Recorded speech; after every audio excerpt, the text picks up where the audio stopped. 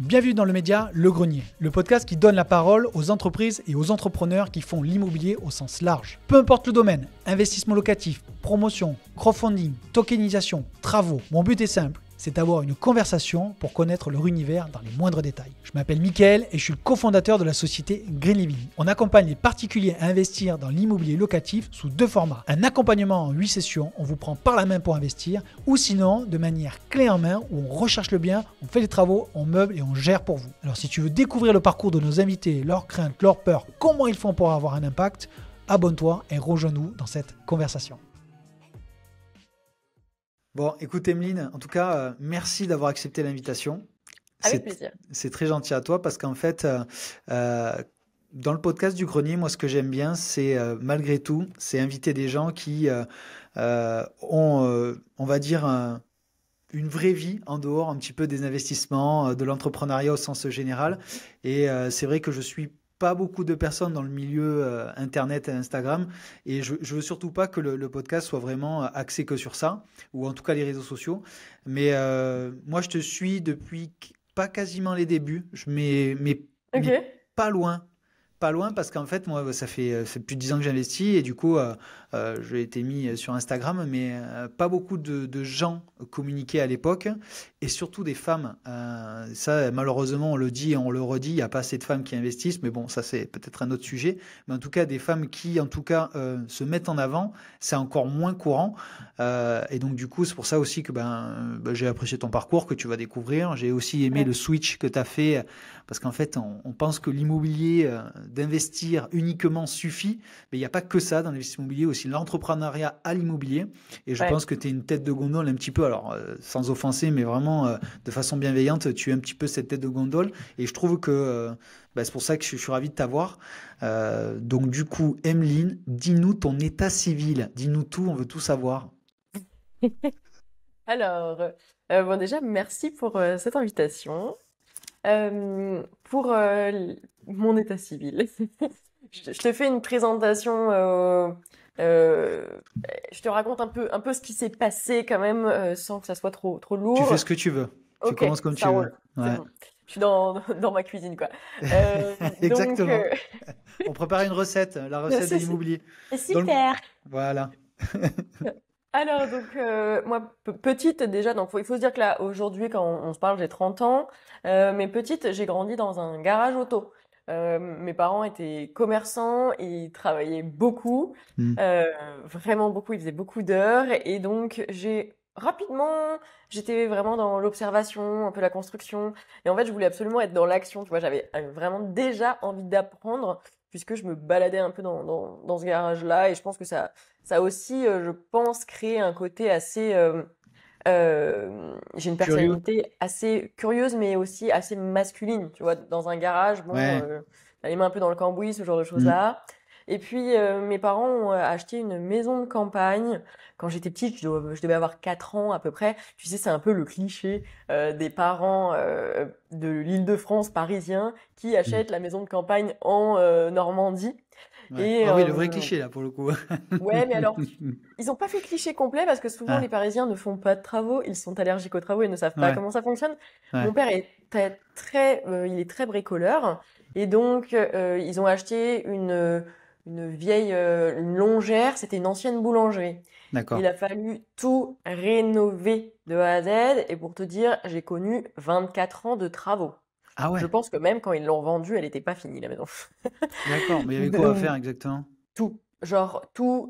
Déjà, c'est une maison qui faisait quand même 200 mètres carrés, t'as 4000 mètres de Ah ouais. terrain, mais du coup, t'as autant tous les sols que tous les murs. T'as des belles poutres, mais du coup, c'est de la rénovation un peu atypique. Il y avait un étage qui était à créer, il y avait à l'époque, il y avait des maisons pour euh, il y avait des écuries pour les chevaux, mais du coup, ça s'écroulait, donc il fallait les rénover, etc. Et en fait, tu te rends compte aussi qu'il y a une réelle problématique. Et tu vois, déjà, là, j'avais une dizaine d'années et je les ressentais, cette problématique-là, qu'il y avait des artisans qui venaient, mais en fait, ils n'étaient pas fiables. Ouais. Pour te raconter même une anecdote, c'est qu'il y en a un qui devait faire les travaux et en fait il ramenait sa maîtresse dans la maison pendant que mes parents ils étaient la semaine en train de bosser en Île-de-France et on revenait le week-end, on se disait mais ça va pas avancé. Bah ouais, tu m'étonnes, ça va pas avancé, il faisait autre chose, hein. ton, Donc, ton père voulait peut-être ouvrir, non, peut-être une maison close, tu sais pas. on aurait pu, C'était- au moins ça aurait été un business, tu vois. Exactement, bah, tu m'as devancé, oui, oui. Mais pourquoi il s'est lancé dans cette aventure, ton père? Est-ce que ta mère déjà voulait ou pas? Parce que Oui, c'est... Ouais. alors très très bricoleur, vraiment très Ouais, bricoleur mais et j'ai t'as aussi pris ça. bricoleur, et quand tu commences à taper la rénovation, genre des planchers, c'est notre gap de bricolage, hein, quand même. Alors, t'as bricoleur, t'as ambitieux et t'as trop ambitieux. Et t'as inconscient. Ouais, ben ouais. Et je pense que Ouais, là, on était un peu dans l'inconscience. C'est un petit peu, tu sais, le genre de famille où ça te crée. Je pense que tu te crées un peu un chemin de vie. Tu sais, c'est ouais, le projet de vie, c'est ouais. de rénover cette maison, c'est d'y passer ton week-end, c'est de faire des choses que t'aimes. Et lui, sa passion, bah, c'était le bricolage, c'était faire des meubles en bois, ce genre de choses-là. Et puis du coup, il pensait qu'ils allaient pouvoir faire une partie des travaux par des gens. Bon, bah, il y en a deux qui ont fait des arrêts cardiaques parce que tellement les travaux étaient longs. Enfin, tu vois, il s'est passé tellement de choses dans cette maison que, bon, déjà, ça m'a laissé. Moi, tu vois, ce qui est marrant, c'est que les travaux ont duré très longtemps, mais ça m'a pas du tout dégoûté des travaux. Au contraire, déjà, étant donné qu'il bossait beaucoup, ça m'a permis de créer des liens avec mon père en faisant les travaux. Donc, Ah, j'ai carrément, tu un petit l'accompagnes? côté manuel. Ouais, j'adore ça. Ouais, C'est un bonheur. ouais. J'ai appris beaucoup de choses là-dessus et j'aime beaucoup les travaux. J'y ai pris goût naturellement. Et en même temps, je pense que, tu vois, en ayant fait un peu un chemin sur moi-même, je me suis dit que, bah déjà l'immobilier, j'aimais ça. Et c'est aussi pour ça que je pense que j'ai fait des études dedans plus tard. Et deuxièmement, c'est aussi ce qui m'a donné envie d'aider les gens à ce que eux n'aient pas forcément ces 24 ans de travaux sur un projet de vie hypothétique, tu vois. Ouais, mais après, il y a aussi la génération d'avant qui avait ce Ouais, leitmotiv que tu as très bien dit de projet de vie. tout à Toi, tu fait. as 30 ans, moi je suis un peu plus âgé que toi. Et en fait, même si allez, on va être sympa avec moi, on va manger dans ta génération, c'est pas du tout le même leitmotiv. On est, depuis l'avènement ouais, de l'investissement locatif au meublé, de toute façon, on va le creuser. C'est pas du tout les mêmes projets à aujourd'hui, quoi. On est d'accord. On est d'accord. Et en l'occurrence, 24 ans de travaux, bon, ça, je le souhaite à personne. Mais Ah mais ça c'est sûr. Mais du coup, ça a pas créé de friction dans la famille, rien du tout? Ça, je sais pas, t'es fille, peut-être fille unique ou frère, sœur, non, j'ai un frère qui a 14 ans de plus que moi. Ça a pas créé particulièrement de tension. C'était un peu habituel. En réalité, c'était rentrer dans le quotidien, tu vois. Ouais. Il bossait la semaine. Moi, le vendredi soir, après l'école, je les rejoignais et on partait du coup en week-end là-bas. En camping. Euh, Bref, ils avaient à peu près aménagé les chambres, tu vois, et Ouais, je dirais qu'il y avait une partie de la maison qui était OK, mais ouais. après, il fallait faire, puis en plus, il faut aussi se dire, hein, que quand tu as une maison en province ou ailleurs, il y a toujours des choses à faire.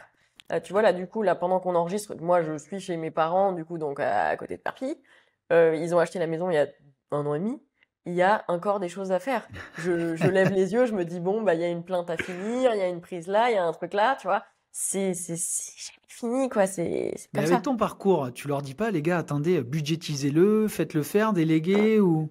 Ah ouais, c'est Alors, je ouf ça. pense que euh, même si on est dans ce mood-là de tu sais, c'est l'expression un peu les cordonniers sont les plus mal chaussés. Ouais, Bah, je pense que c'est pas pour rien. ouais, Et tu peux de toute façon dire aussi 40 000 fois la même chose à quelqu'un. Si dans son propre intérieur, la personne n'a pas envie de changer et de mettre en place des choses, bah, il se passera rien. Et donc, bah, voilà, moi je leur ai dit, écoutez, est-ce que vous voulez que je paye quelqu'un pour poser les prises? ouais. Je veux bien, voilà, on va avancer. Non, non, non. Et tu sais, je pense que c'est aussi justement à l'ancienne génération, où tu as un peu la fierté du père de famille qui dit je vais le faire. Ouais, alors, mais je vois très bien ce que tu veux dire. Et je pense que les auditeurs savent très bien aussi. C'est aussi cet inconscient parental de notre génération. C'est qu'en fait, il fallait bah, bosser dur, être un hard worker. Ouais, Et en fait, tu te dis, quand tu te lèves un peu la tête, tu dis, attends, il y a peut-être deux, trois trucs que je peux déléguer et peut-être un peu plus profiter.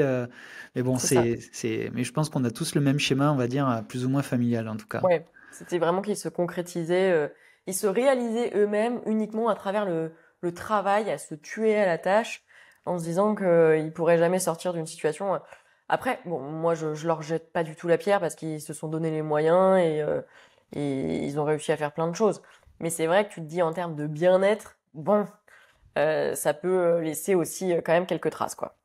Mais du coup, qu'est-ce que tu as appris? Parce que là, en grandissant, c'est très bien, t'accompagner papa, maman, Mm. le week-end, c'est cool, c'est parce que tout le monde est dans le même mood et ça, c'est tout le monde le partage, ça c'est cool.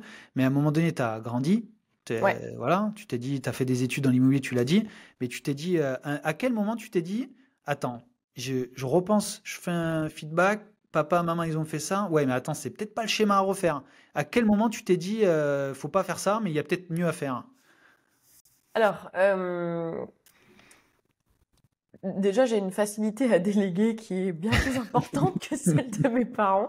Ouais, Moi, je suis beaucoup dans l'action, mais en même temps, moi, j'ai besoin que ça soit efficace. Je suis un peu une stressée de l'optimisation, tu vois. Tout doit être efficace. Si c'est fait, c'est pas encore fait. Pourquoi est-ce que c'est pas fait? Qu'est-ce que je peux mettre en place pour potentiellement faire que ça aille plus vite, que ça soit simplement fait, tu vois? Donc c'est pour ça aussi que dans ma vie actuelle, j'ai des équipes, que j'ai maintenant une assistante perso, que j'avais une stagiaire aussi qui venait en renfort, que j'ai des équipes qui gèrent mon patrimoine immo, parce que je délègue tout ce que je peux déléguer, qui ne viennent pas rajouter, je dirais, quelque chose de bien dans mon quotidien. Comment j'en suis arrivée à ce cheminement-là? C'est simplement parce que j'avais pas en... Je pense que j'ai un peu fait du cherry picking, tu sais, où j'ai récupéré les situations qui me plaisaient par rapport à mes parents, ce petit ouais. bout de la réno, etc. Mais par contre, le côté où tu as une charge importante qui te pèse sur les épaules, avec des choses qui vont pas à droite, à gauche, le fait que ça soit jamais vraiment terminé, je me suis dit, bah non, ça, je n'ai pas du tout envie de le reproduire, tout simplement. Donc là, tu te dis, il y a eu cette maison-là, ok, où j'y allais tous les week-ends. Faut te dire aussi que du coup, le fait de, d'aller dans cette maison et de faire des travaux, ça m'a quand même rendu aussi assez solitaire. J'étais quand même assez renfermée sur moi, puisque j'avais pas non plus la masse d'interaction sociale le week-end. Tu sais, le week-end, t'as normalement des enfants, ils vont voir tous les copains, Mm. ils vont au parc, ils vont faire des trucs, des activités, etc. Moi, j'allais faire des travaux et j'ai fait de l'équitation pendant très longtemps, qui est aussi un sport assez individuel. Donc, j'étais assez renfermée sur moi là-dessus. Tu t'es pas rebellé un jour?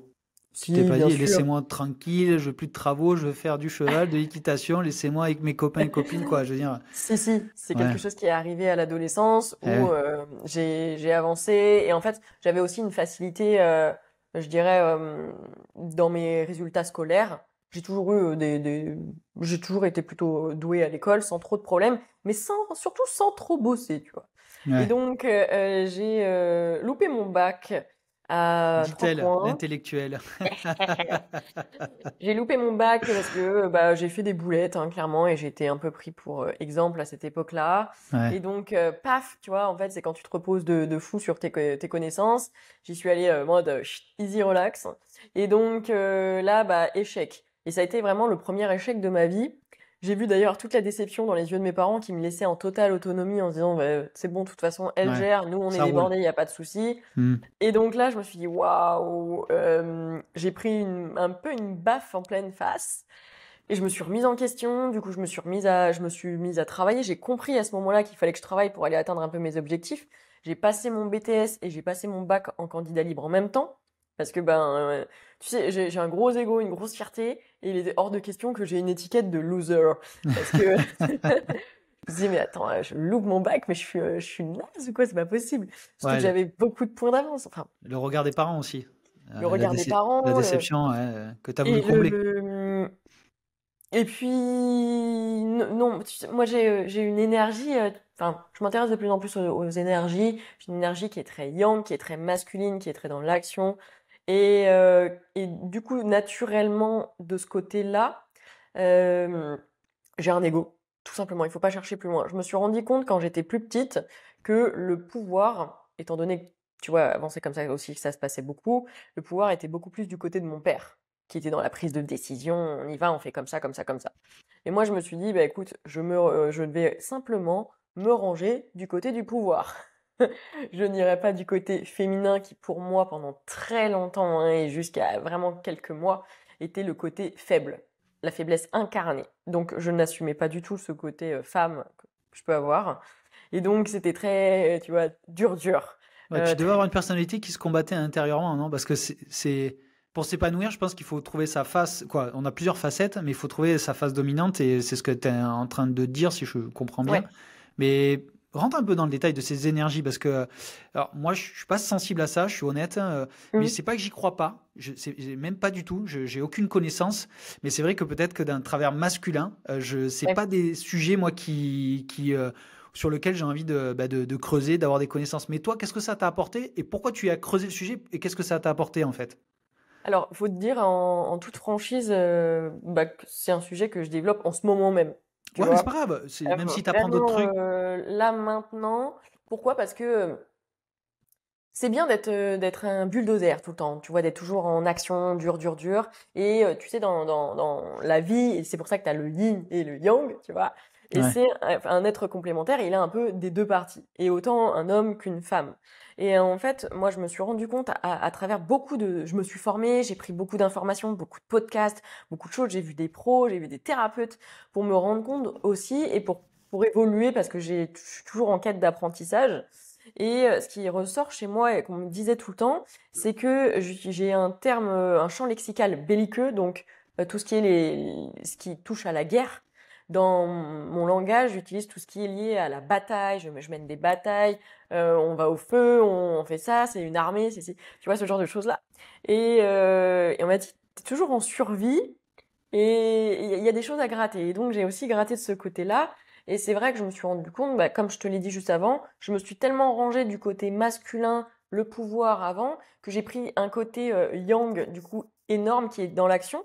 Alors, je pense que, honnêtement, c'est génial. Et si je devais réécrire l'histoire, je la réécrirais pas autrement. Parce que tout ce que j'ai pu passer, du coup, je vais continuer ma petite histoire après, ça m'a créé un peu une carapace, tu vois.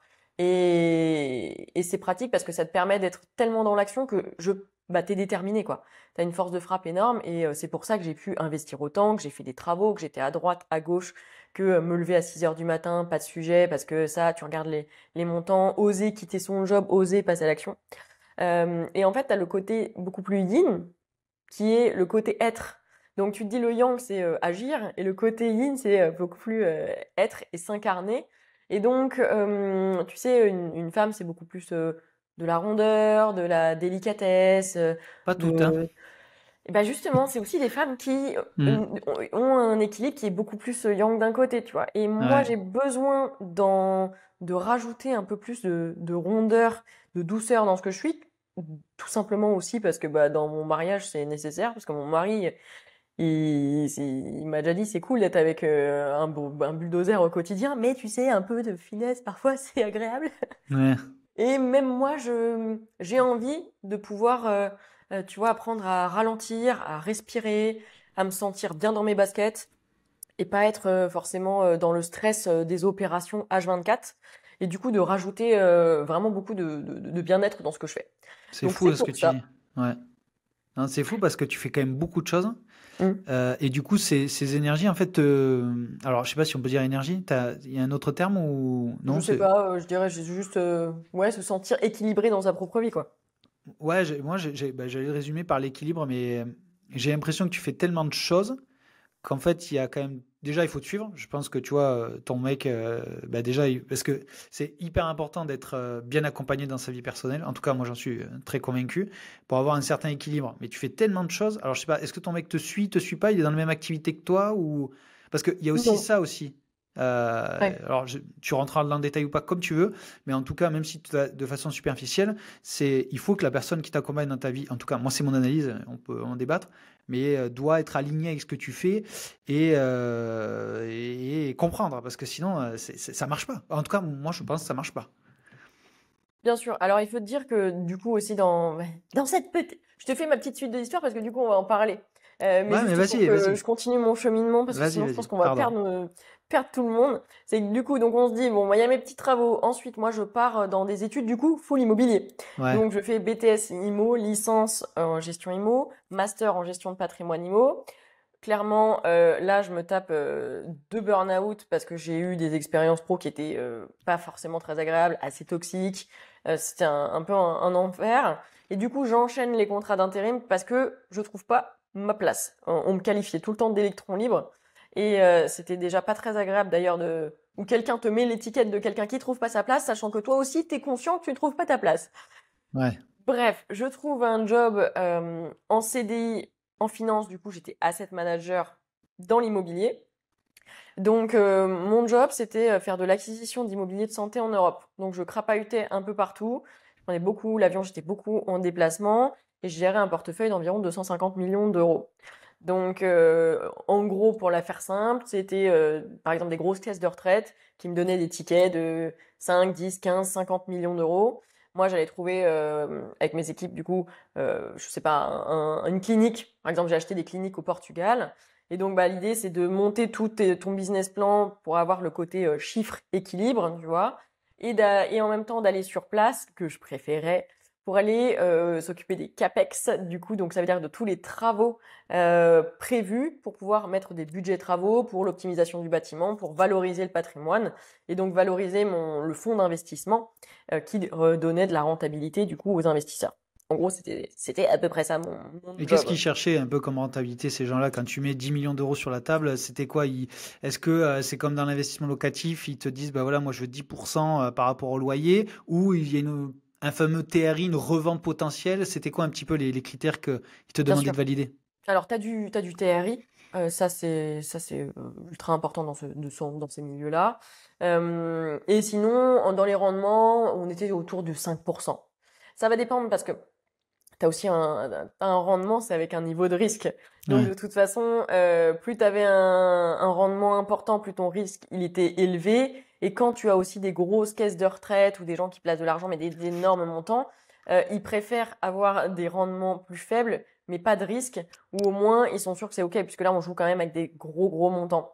Donc tu vas avoir des différentes typologies. Moi, comme on était sur de l'immobilier de santé, on était autour des 5% à peu près de rendement. C'est un produit qui plaisait énormément parce que tu sais, bah, on s'est tapé le Covid, hein, Ah donc bon? tu as le côté bureau Ouais. où ça a été un peu remis en question puisque bah, toutes les entreprises à l'arrêt, t'as eu des impayés, des assurances qui ont pris le relais, etc. Et c'était quand même un peu touchy. T'as de l'habitation, mais du coup, il peut y avoir toutes les problématiques liées à l'habitation et du coup, en termes de gestion, c'est potentiellement un peu plus lourd.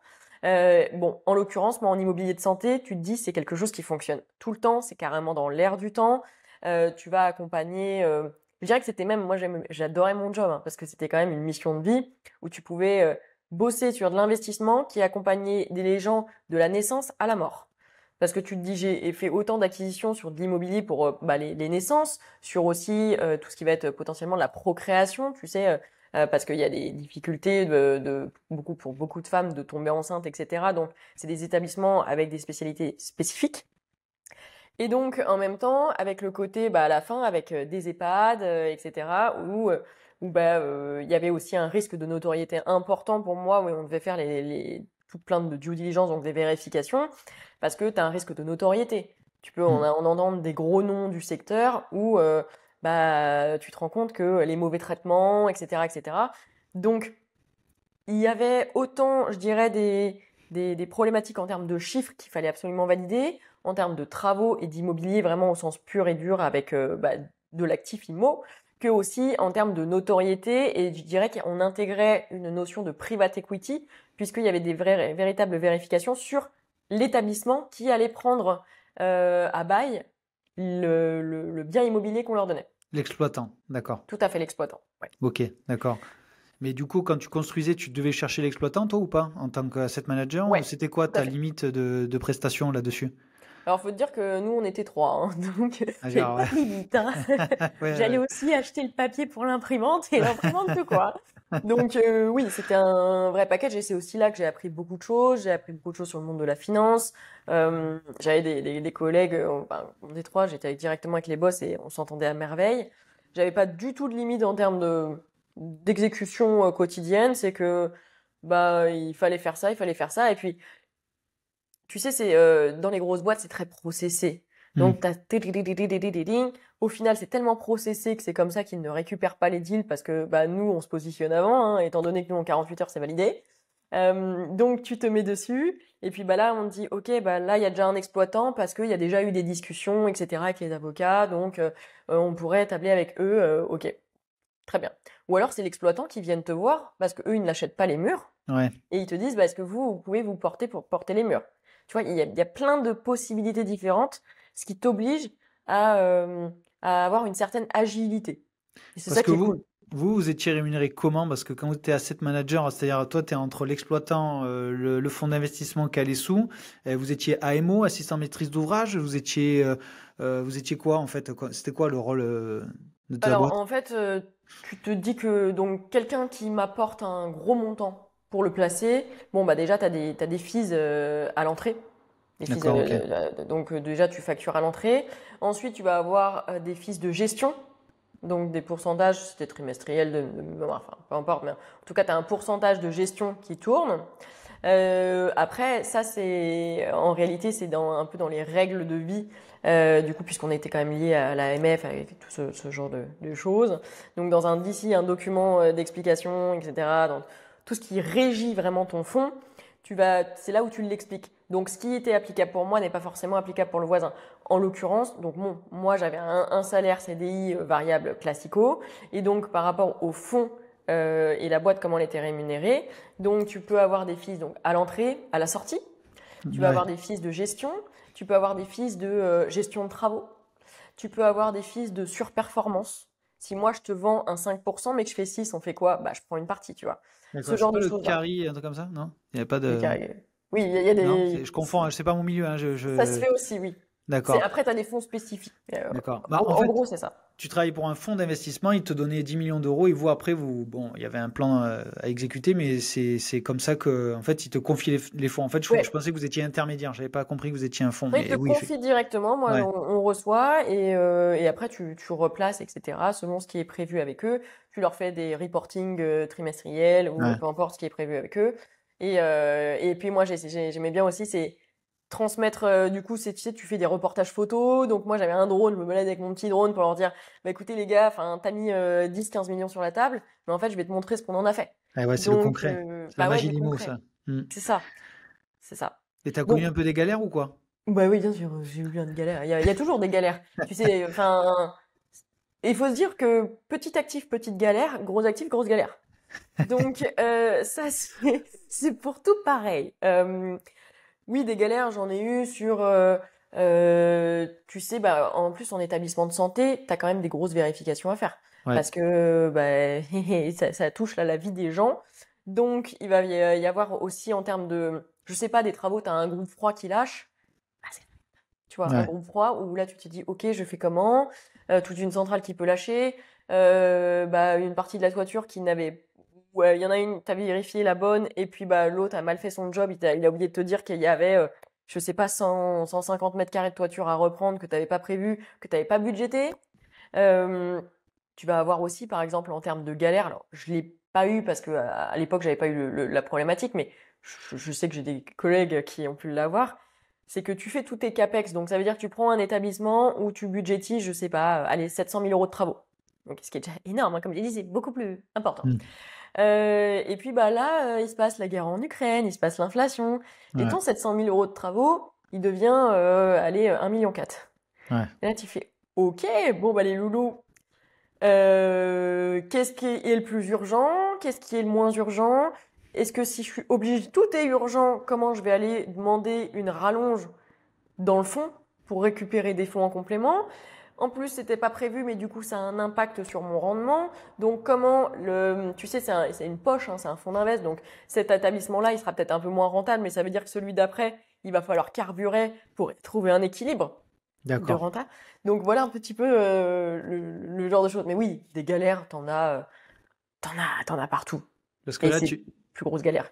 tu fonctionnais à travers l'Europe au Portugal parce que moi j'ai bossé dans la construction, mais dans les normes exactement. Mais j'imagine que c'était pas les mêmes problématiques de normes que ce soit au Portugal, en France. Tu avais des projets en France aussi? Ouais, alors je faisais France, Allemagne, Belgique, Italie. Ouais, Je ouais, pense, d'accord. oui, ouais, Italie, Portugal, Sardaigne. Et en fait, tu sourçais les genre bon les rachats de peut-être de cliniques ou en tout cas de cliniques à rénover ou de terrain peut-être. Tu faisais de la construction, de la réhab. Alors, moi, j'avais moins ce côté sourcing. Pourquoi? Parce que bah, mes boss, clairement, on n'avait pas le même âge, pas le même nombre de contacts, etc. Ouais, Et eux, ils récupéraient beaucoup ce genre de choses-là. Donc moi, j'étais beaucoup plus en opérationnel, d'accord. où ils me disaient, OK, il y a un deal qui est tombé, nanana. Bah OK, bah tu vois, on est mardi, 11h30, ben ce soir, à 19h, tu prends l'avion. OK, Ah ouais, c'est parti. Tu vois, donc, et là, tu vas, tu arrives sur place, tu vas faire ta petite visite, tu vas échanger avec. En fait, la problématique est. Tu sais, et ça, d'ailleurs, on peut le relier avec l'immobilier, c'est que les gens stressent énormément quand ils sont dans des zones d'inconnu. ouais. Mm. L'inconnu fait peur, je le conçois totalement. Bah, moi, quand j'ai une inconnue, je vais payer quelqu'un qui sait. Et donc ça a été aussi tout ce qui a été fait dans mon job, c'est que, ben, comme tu l'as très bien dit, les normes ne sont pas les mêmes, les montages fiscaux ne sont pas les mêmes, puisque Ouais. bah, tu es obligé de créer des véhicules extérieurs à chaque fois. Du coup, tu vas tout simplement payer des gens qui savent. Donc oui, c'est des gros fees en termes de montage, de frais d'avocat. Moi, je me rappelle, j'ai déjà signé des factures de 85 000 euros de frais d'avocat pour une mission, tu vois. Et tu dis, ouais, ok, c'est violent quand même. Mais en réalité, quand tu vois l'impact sur, je sais pas, 80 millions, tu te dis, bon, Ouais, bah, c'est un petit ouais, quick, c'est pas grave. ouais. Donc c'est toujours ce genre de choses-là. Et donc j'ai toujours été accompagnée par des gens sachant du secteur. Je bossais beaucoup avec l'entreprise Socotec, du coup, qui, Contrôle moi, technique, ouais. Mm. ouais, c'est ça, contrôle technique, qui venait Mm. avec moi pour faire les vérifications, etc. Parce que, en plus, bah, comme on l'a dit, c'est des établissements de santé, donc la durée de vie des équipements, tu vois, c'est aussi quelque chose qu'on doit budgéter. Que là, moi, une chaudière à reprendre, ça coûtait 80 000 euros. Ouais. Donc tu dis, ok, là, elle a 6 ans, du coup, je vais avoir un amortissement à peu près de 4 ans, jusqu'au bout de 10 ans à peu près, c'est la durée de vie. Donc il faut que je le budgétise. Donc si je me dis, bah, j'ai tant de capex et qu'on est à, je sais pas, comme je t'avais dit tout à l'heure, 700 000 euros, bah, moi j'ai mon prix de vente de base et je vais venir négocier pour impacter mes prix de travaux à ce prix de vente à la base. Et c'est comme ça que tu arrives à négocier avec un taux de renta, avec des choses comme ça. Parce Donc que voilà. du coup, ouais, non, mais non, mais après, t'as un gros parcours quand même IMO professionnel, parce qu'il faut dissocier de ce qu'on va discuter quand même l'immobilier Bien sûr. locatif particulier et l'immobilier professionnel, c'est pas du tout il y a des similitudes, mais c'est pas du tout la même dynamique. Parce que là, tu as trouvé ton équilibre, j'ai l'impression, dans cette boîte. Mais qu'est-ce qui a fait que, déjà, un, tu as investi dans le locatif, sans transition d'ailleurs, et Ouais. deux, tu as quitté ton job. Alors, raconte-nous un peu cette transition-là, parce que j'avais l'impression que tu te bardais et que des fois, quand on a un boulot, on se régale. Pourquoi le quitter? Pourquoi changer? Parce qu'on parle d'investir dans l'entrepreneuriat, mais un boulot de salarié, quand on est épanoui et il n'y a peut-être pas de raison de partir. Toi, qu'est-ce que ça a été le shift là-dedans pour toi? Alors, je pense. Bon, déjà, il faut te dire quand même que même si j'adorais mon job, je faisais des horaires de malade. Ouais, J'avais une vie, je courais un peu partout tout le temps, j'avais du mal à me poser, et pourtant, je faisais des hôtels de dingue, les meilleurs restos à chaque fois. Donc, je vais pas me plaindre, mais en même temps, je savais et j'étais intimement convaincue de travailler pour les rêves de quelqu'un d'autre et pas pour moi. Euh, et tu sais, parfois peut-être que ça ne s'explique pas, ou il faudrait que je continue un peu de creuser sur moi. Euh, T'es convaincu que la réponse elle est peut-être ailleurs, qu'il y a une autre quête, tu vois. Et comme tu l'as vu, moi j'avais déjà un peu une quête de liberté, une quête de non, j'ai pas envie de faire comme ça. Et non, bah écoute, ça me saoule, j'en ai ras-le-bol de me lever à pas d'heure et de dormir 4 heures parce que je dois retourner au charbon et prendre l'avion là tout le temps. J'avais un peu l'impression d'être clandestine de ma propre vie, tu vois. J'avais aucun temps pour moi, j'arrivais plus à aller au sport, j'étais tout le temps dans le taf et comme en plus j'adorais ce que je faisais, tu sais, t'as des salariés classiques où ils font 9h, 18h, après ils te répondent plus. hmm, Mais non, moi c'était bah, 23h, je reçois un mail, je réponds, et puis je fais ça, et puis je fais ça. Et donc, à un moment, je me suis dit, bah justement, je vais venir euh, en contraire de ce que j'ai dit tout à l'heure, les cordonniers ne sont pas les plus mal chaussés, et bah moi aussi je vais investir. Chose que j'ai toujours voulu faire, puisque bah, dans l'immobilier, ça m'a toujours titillé. Mais étant donné qu'avant, en plus, j'étais en contrat d'intérim, comme je t'ai dit, je trouvais pas ma place, tout Ouais. ça. Bah là, j'étais en CDI, ça tombait plutôt pas mal. Il faut te dire aussi que avec mon job où je faisais plus de 50, 60 heures par semaine, euh, élément ultra important de l'histoire, c'est que j'étais en relation avec une personne qu'on peut qualifier de pervers narcissique pendant 3 ans. Ah ouais. Donc, en même temps, je voyageais, j'étais partout, j'essayais de compacter à peu près ma vie, mais en même temps, j'avais quelqu'un qui me foutait les menottes, où c'était un enfer, mais dans le cliché où tu te dis, bah, j'ai su que chez moi, il y avait des caméras, j'étais géolocalisée sur mon téléphone, je pouvais pas sortir, je pouvais pas voir mes potes, j'avais du mal même à aller voir mes parents, tu vois, dans le sud. Je pouvais pas m'habiller comme je voulais, c'était compliqué. Il y a même eu une période où je devais envoyer une photo quand je sortais par rapport à ma tenue parce que sinon ça allait pas. Tu vois, et je pense que Attends, il devait valider tes tenues de sortie? ouais, c'était un enfer. Vaut mieux en Ah rire ouais. maintenant parce Bah, je pense qu'il faut en rire, que mais c'est pas drôle. Je veux dire, il y en a beaucoup de femmes malheureusement ou d'hommes, hein, mais peu, mais beaucoup de femmes le vivent. ouais. Donc non, mais c'est ce qui a fait que t'es, parce que bon, j'ai pas rebondi parce que je voulais pas trop, mais c'est ce qui a fait le burn-out aussi, ce qui a, Non, le non. burn-out, et ça c'était vraiment dans la période où j'étais en études en même temps quand j'étais en master, où j'avais juste un boss euh, qui était un peu à côté de la plaque, qui pensait pas à ses salariés, et tu partais à 19h et il te demandait si tu prenais ton après-midi, tu vois. C'était un enfer quotidien. Non, je vais en happy Et hour. c'est ça, je vais me mettre une mine. Donc, ouais, ça fait partie de l'histoire. C'était très compliqué pour moi. Tu sais, le moment où tu te réveilles le matin et t'as le cou bloqué, t'es complètement comme ça Non, et mais tout.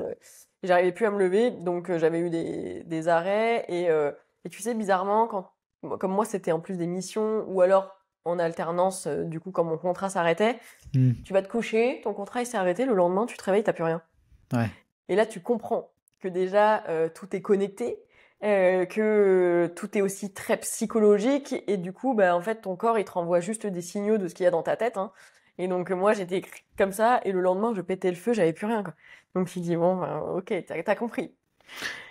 Non, mais l'aspect psychologique est énorme parce que tu vois, si on fait juste le parallèle avec ta relation toxique hein, avec ce pervers narcissique, c'est sûr que ça a construit et que même si tu avais un job effectivement qui te plaisait, ça, plus ça, plus ça, plus ça, après l'équation, elle marche plus. Donc, et du coup, c'est aussi ça qui t'a amené peut-être à te dire, je veux plus d'indépendance et ne, bah, justement vivre mes rêves que moi j'ai envie d'accomplir. Est-ce que c'est ça un petit peu que tu t'es dit?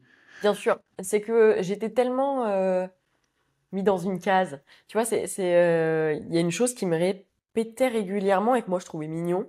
C'était, j'aimerais trop te mettre dans une case et te garder dans ma poche toute la vie.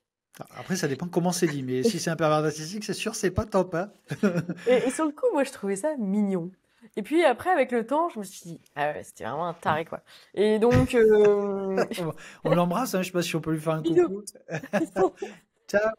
Euh, ouais. Et donc, voilà, bah, écoute, la période se passe, hein, notamment 3 ans, c'est long quand même, hein. Ah Et oui, donc, oui, j'avais oui, oui. aucune confiance en moi, c'était compliqué, j'étais minimisée. En fait, j'avais pas le droit d'exister. Tu te sens. Moi, je voyais tous les jours passer et ils se ressemblaient. Il ne se passait rien. Sauf que tu te dis, j'avais quoi? J'avais 24 ans. À 24 ans, tu croques pas la vie à pleines dents, t'es malheureux comme une pierre, c'est un enfer. Et puis, à un moment, bon, bah, ça s'est terminé, ça s'est terminé, et puis j'ai réussi à dire non, le ras-le-bol au bout de 3 ans, peut-être que Et j'avais ouais. compris, tu vois. Et en même temps, à cette période-là, donc, non, la vérité, c'est pas ça. C'est que ça s'est terminé parce que lui, en fait, ça se terminait tout le temps. Bon, c'était un enfer, mais à chaque fois, ça recommençait. Moi, j'ai pas voulu que ça recommence, mais en fait, j'avais passé 3 mois dans ma chambre, au bout de ma vie, en mode dépression, l'enfer, tu vois, l'été pourri. Et un jour, j'ai une amie qui me dit, écoute, moi, je vais visiter un bien IMO. Je sais que toi, c'est un truc que t'aimes, c'est ta vie, quoi. Est-ce que tu veux venir avec moi? Et c'est une maison divisée en 2 appartes, voilà. Et là, je vais avec elle, je fais la visite, et j'ai une facilité à me projeter. Je dis, oh, regarde, on peut faire ça, blablabla. Et puis, elle me parle un peu des chiffres, donc naturellement, je cogite sur les chiffres et je me dis, bon, c'est pas dégueu, c'est pas mal cette histoire. Et donc, en fait, ça a créé un vrai déclic chez moi. Je me suis sentie utile. Et du Ouais. coup, bah, je remercie cette amie d'ailleurs pour ce jour-là parce que je pense qu'elle a créé un vrai Tu peux la nommer hein, si merci mets-toi à Eugénie. l'aise. Voilà. Non mais voilà. Je pense qu'elle a recréé chez moi un sentiment d'utilité, Ouais. de reconnaissance, où j'ai été utile cet après-midi-là. Et je pense que j'ai eu une brèche de bien-être et de bonheur à ce moment-là, où je me suis fiouf, foutue dedans, tu vois. Je me suis Ouais. dit, ah ouais, là, c'est un sentiment que je veux être comme ça toute ma vie. Et du coup, 2 semaines après, j'avais signé pour 15 appartes, donc Ah un ouais. immeuble de 7 et un immeuble de 8. Oh punaise. Ah ouais, ouais, c'est Ah ouais, voilà, ouais, cette petite sensation, ce la fusée, déclic, quoi. ça m'a fiou et je me suis dit, ah ouais, ok, bon, bah écoute, Alors, je me suis jamais sentie utile. J'ai toujours été vraiment écrasée comme ça dans cette relation et 3 ans, bah en plus quand tu te construis, t'es jeune, t'as la vingtaine, bah là, grosse revanche sur la vie, quoi. ah ouais, une grosse revanche. Et puis bon, je vais peut-être faire un pause, un arrêt Bien sur sûr. image, mais 2 semaines pour trouver 15 apparts, 15 lots, faut que tu le racontes. Parce que le truc, Alors, c'est qu'en fait, moi, j'aime pas vendre du rêve, donc il faut quand même que les gens, que tu leur dises, tu avais quand même background quand même derrière. euh, et c'est OK, je veux dire, c'est ta compétence, ton skills, on va dire, le bien plus sûr. important. Mais quand bien même, l'investissement pro est différent du locatif. Donc, explique-nous un petit peu cette ce démarrage éclair. Alors, je rentre chez moi, je me pose et je regarde les annonces. Ah, je me Ok. mets sous ma couette. Je me mets sous ma couette et je regarde les annonces. Ok. Donc, je check et je vois 2 immeubles, un de 7, un de 8. Et puis, j'appelle pour prendre des informations T'es dans sur quelle le zone? principe. Excuse-moi, je te coupe. T'es dans On quelle zone? est dans le 80 à Amiens. D'accord, ok. Nord de la France, ok. Ouais. Et donc, j'appelle et il s'avère qu'en fait, les deux biens sont au même propriétaire. D'accord. Donc pratique, ok, bon moi je prends les infos et déjà à ce moment-là, moi je crée tout naturellement mes petits tableaux. Il faut se dire que tu sais maintenant tu as beaucoup d'informations sur YouTube, sur Internet, sur Instagram. Moi j'avais pas le droit d'avoir Instagram à cette époque. Donc du coup bah, Ah ouais. Putain, c'est ouf ça. j'avais pas ça. J'avais juste mes connaissances de ma vie, de mon job. Euh, et puis bah vidéo YouTube j'en avais jamais regardé, je sais pas, c'était pas du tout dans mes us et coutumes. Donc, je fais mon petit business plan que je faisais dans mon boulot. Ok, il y a ça, il y a ça, il y a ça. Puis je me dis, limite, je me dis, ah ouais, mais ça me sortait, je sais plus, honnêtement, 11% de renta. Je me dis, c'est pas mal quand même, c'est bien. Et je regarde du coup la mensualité. Si je prends un crédit de temps, je pourrais avoir une mensualité de X euros que je réintègre dans mon tableau. Enfin, je fais exactement comme dans mon taf. Et je vois que là, j'arrive en positif, que l'opération, elle est bien, que c'est clean, ok. Bon, bah, donc du coup, je déclenche une visite, je vais sur place, je visite tout. Euh, je vois bien que le propriétaire, il a des petites tendances marchands de sommeil au passage, parce qu'il y a plein de trucs qui vont pas, il y en a un où il y a limite pas d'arrivée d'eau, il y a un truc qui fait 5 mètres carrés, il y a un matelas au sol avec un lavabo, et tu te dis, mais vraiment, t'as mis quelqu'un là-dedans, non? Il y a des trucs un peu bancals, des problématiques de chauffage, toute l'électricité à reprendre, il y a quand même pas mal de taf.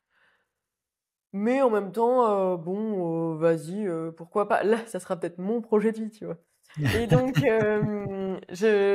ok, je fais toute ma négo, étant donné qu'en plus je me positionnais sur les deux. Ah oui. Donc là, je table tous mes trucs. Là, ça va pas, ça va pas, ça va pas. J'ai un notaire. On voit qu'en fait, sur le deuxième immeuble, celui de 7 appart, il y avait un problème avec les eaux de pluie qui n'étaient pas raccordées. Euh, et déjà, il y avait des problématiques aussi sur des grosses infiltrations parce qu'il avait monté. En fait, il avait pris un immeuble, il avait un petit jardin, il avait créé lui-même, il a fait sa petite promotion immobilière perso en se Ouais. recréant un studio en complément avec des parpaings et tout. Sauf que tu vois bien que le truc, il est pas totalement droit, qu'il y a des infiltrations à droite à gauche, et je me suis dit, mais qu'est-ce qu'il a foutu? Et là, quand je lui dis déjà qu'il y a un problème avec les évacuations des eaux de pluie, le mec m'envoie une photo 2 jours après où il avait pris sa pelle, il avait creusé dans le jardin Gros con. Ah pour ouais. mettre un truc comme ça. Et je lui dis, mais attendez, mais en fait, si tout est fait comme ça pour les biens, mais je suis dans une cata, mais noire, quoi. Donc, je me retire de ce bien-là. Je lui dis, bah moi, j'avais déjà négocié en plus pour un package de 2. Sauf que du coup, je me retire de celui-là. Je dis, bah non, on revient pas sur la négo, tu vois. Donc, du coup, c'était un bien, je crois, qui était 250, 260 000 euros. Je l'ai eu à 203. Mais on se dit quand même que, et en plus, je l'achetais en SCI et j'avais mis mon père avec moi à l'époque. Parce qu'entre-temps, du coup, je l'ai sorti, j'ai fait de la session de part. On arrive dans le tout premier studio et c'est celui que j'avais pas pu visiter. Et là, mon père vient avec moi parce que je voulais lui montrer, c'était un truc qu'on partageait, le kiff Ouais. travaux, tu vois. Et donc là, l'agent IMO arrive en même temps à ouvrir la porte avec le proprio. Et là, déjà, t'as des mouches qui sortent. Ah, Je dis, d'accord. oh, ok. Donc là, je regarde la tête Ouais. de mon père et je me dis, mon Dieu, il va se dire que sa fille l'a embarqué dans un plan pourri. On rentre c'était un studio de 15 mètres carrés. Il avait coupé l'électricité avec une paire de ciseaux. Oh Donc, là là. tu te retrouves dans le noir, donc t'es avec ton flash de tel. Une odeur infâme. Ça collait au sol, je restais vraiment collée. Il avait condamné la douche et les toilettes. Ça faisait 10 ans qu'il était là et je te laisse. L'appart était noir, clairement. Il avait même fumé un joint sur son matelas. Il s'était endormi dedans. Le matelas avait fondu sur le radiateur. Ah ouais, voilà l'image. C'était un sketch. Et là, je me dis bon, il faut qu'il parte. Surtout que c'est le premier appart que tu vois en rentrant dans l'immeuble. T'as l'odeur, enfin tout est un calvaire. C'était les APL qui couvraient le loyer, etc. Mais moi non, enfin je peux pas loger des gens dans ce genre de conditions. Et donc je me suis arrangée avec le gars. Je lui ai dit bon bah écoutez, c'est pas compliqué. Là, le logement il est totalement insalubre. Vous ne pouvez pas vivre là-dedans. Soit vous voulez rester là, moi je fais chiffrer les travaux, il y en a peut-être pour 15 000 euros, et donc bah, vous vous débrouillez pour payer. Soit, eh bien, je vous propose que du coup, moi je me positionne sur l'acquisition, donc dans 2 mois et demi, je suis propriétaire. Dans 2 mois et demi, vous partez. Je vous demande de rien payer, de rien faire, mais moi je vais pouvoir faire les travaux. Par contre, je veux plus que vous soyez dedans. C'est terminé. Eh bien, bon, la vérité, c'est que réglementairement parlant, c'est pas trop comme ça que ça se passe. Non. Mais là, tu vois, je lui ai laissé. En fait, c'était vraiment une discussion, hein. Soit tu restes, tu payes, soit tu te casses et c'est moi qui paye. Et quand tu Ouais. l'apportes comme ça, eh ben, il est parti. Il est parti. J'ai récupéré l'appart. C'était chaud à voir. Et en même temps, bah écoute, j'ai fait une rénovation. Je me suis déjà fait avoir sur les travaux parce que c'est pas pareil quand tu le fais pour toi que quand tu le fais pour un job. Ouais, ouais. Et donc, ben, j'ai découvert les petites arnaques sur les travaux, où il y a plein de choses qui n'ont pas été. Et puis, et ça a été le début, en fait, de toute ma vie d'investisseuse IMO, puisqu'à ce moment-là, avec ce premier immeuble-là, je me rends compte que, avec ce que j'ai budgété, et j'ai eu des galères, hein, tu sais, par exemple, le mois de novembre, t'as une chaudière collective, c'était une chaudière au fioul, Ah elle oui. lâche. Je me retrouve avec 8 personnes dans les apparts qui n'ont plus d'eau chaude, plus de chauffage. Mois de novembre où il caille bien.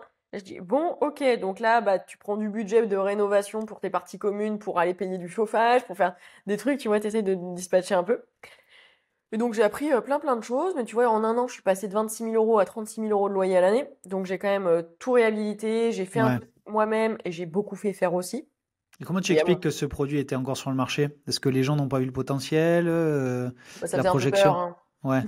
Ça faisait un petit peu peur et je pense qu'on était aussi alors je sais pas en réalité je peux très bien te dire on était à une époque où les gens voyaient pas forcément les investissements mais en vrai je pense que c'est juste parce que moi je me suis mis dedans à ce moment-là donc je n'ai pas la moindre idée peut-être L'emplacement était bon?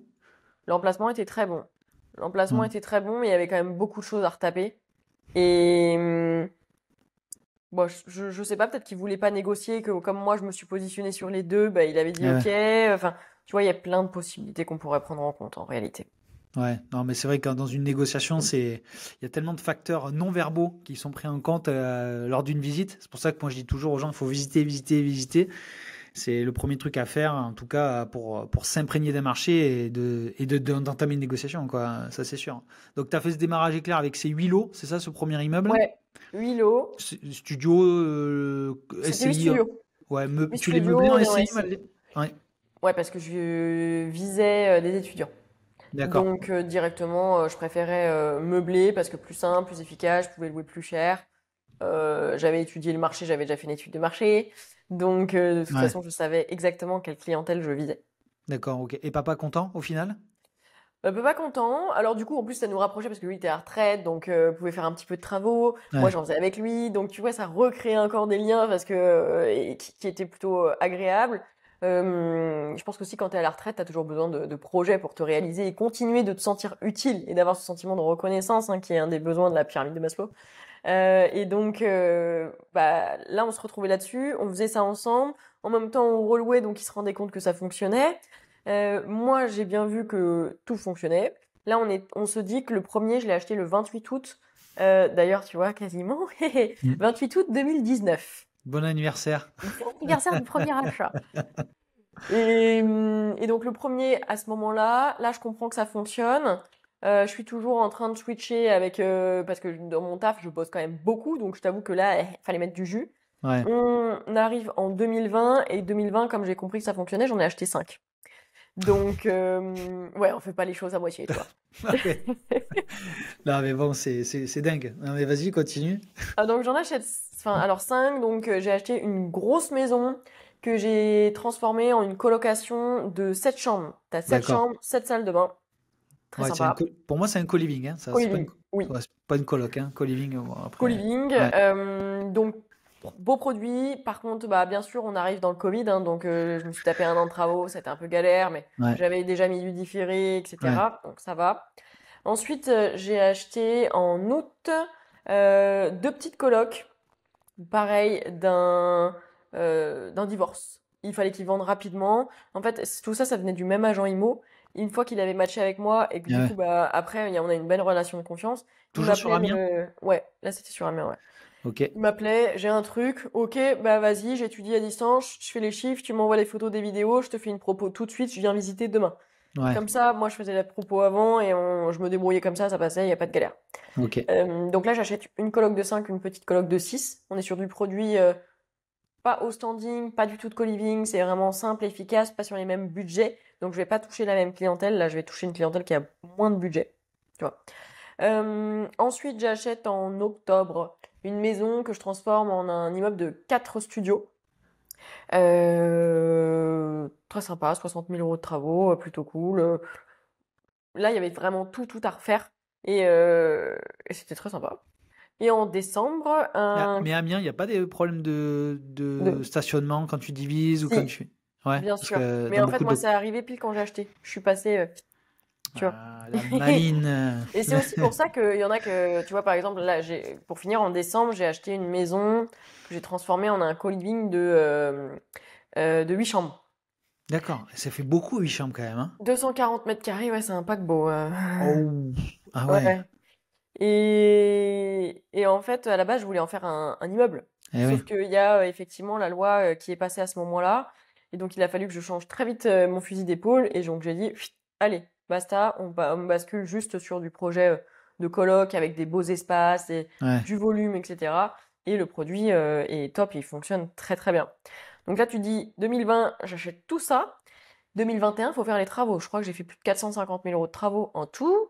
Ah ouais. Euh, ouais, et le truc, c'est que là, 2021, donc ouais, on sort du Covid. Ouais, c'est ça. C'est bon, on était bien sorti du Covid. J'avais une galère parce que, en fait, moi, j'avais matché avec un seul artisan. Tu sais, j'avais connu un petit peu de galère avec les travaux où je me suis fait avoir comme tout le monde. Tant que t'as pas rencontré la bonne personne, de toute façon, tu vas te faire niquer quelque part, quoi. Donc, moi, c'est ce qui est arrivé. J'ai rencontré une personne, un auto-entrepreneur qui était très bien où je lui confiais mes apparts petit à petit. Ouais. Sauf que là, j'ai tellement acheté d'un coup Et qu'il pouvait pas avec il a deux mains, 24 il a heures en explosé en journée. vol. Compliqué. Donc je me suis dit, bon, étant donné que je lui fais confiance, que lui il est auto-entrepreneur, tout ça, qu'est-ce que je vais faire? Bah, je vais lui créer sa boîte. Donc, je, Carrément. Ah je ouais, lui ai d'accord. créé sa société. Je me suis enregistrée sur Pôle emploi et j'ai recruté toute l'équipe. Donc, j'ai Ah ouais. pris un couvreur qui était également chef d'équipe. Après, il me fallait un carreleur, il me fallait quelqu'un pour la plomberie, qui en plus avec des compétences sur autre chose, donc il pouvait s'équilibrer, Ouais, un donc, du coup, tu as pu électricien. avoir les assurances parce que dans la boîte de travaux, c'est ça qui est le plus important. Ah, Quoi. mais j'ai tout mis à lui, tu Eh vois, ouais, ouais. sur sa tête à lui. Je l'ai aidé pour monter le truc, je lui ai expliqué Hmm. combien il devait facturer pour que la boîte elle tourne correctement, tu vois. Ah ouais. En fait, j'ai fait le package, j'ai trouvé l'expert comptable, tout ce qu'il fallait. Et du coup, comme ça, c'était un peu le donnant-donnant. C'est que moi, je l'ai aidé sur plein de choses. Comme ça, lui, eh bien, il m'aidait sur le tarif. Donc, je payais moins cher Ah en ouais, même temps. d'accord. Ok. Donc, c'était aussi du donnant-donnant sur tout ça. Donc, il a pu gérer tous mes chantiers. Et en plus, bah, après, il a géré d'autres chantiers, etc. Bon, il s'avère malheureusement que il a eu des gros soucis de santé, lui et également sa femme, et qu'il a été obligé de clôturer la boîte. Aïe, Donc ouais. pour moi, bah, ça a été en plus un peu le ouf, comment je fais avec tout ce que j'ai à gérer. Ouais. Donc là, on se dit 2021, j'ai mes travaux qui se terminent, j'arrive à la rentrée, donc septembre, où là, bah, je suis obligée de meubler. Donc j'ai monté 19 chaises, 19 bureaux, 19 lits, euh, tout, tu vois. Et Ah ouais. c'était très très lourd. Puisque là, j'ai mon job, tout à meubler. Je courais à droite, à gauche, et en fait, je m'étais pas rendu compte que avoir autant de chantiers en même temps, c'était non. Tu vois, c'est un petit peu le truc où je te disais, tu te testes jusqu'à voir un peu la charge mentale que tu peux avoir. Ouais. Bien là, moi, j'en rajoutais, Hmm. et j'avais pas conscience qu'en fait, bon bah 3 gros chantiers en même temps, plus ma vie, mon job, où j'ai aussi tous mes chantiers à gérer et mes déplacements.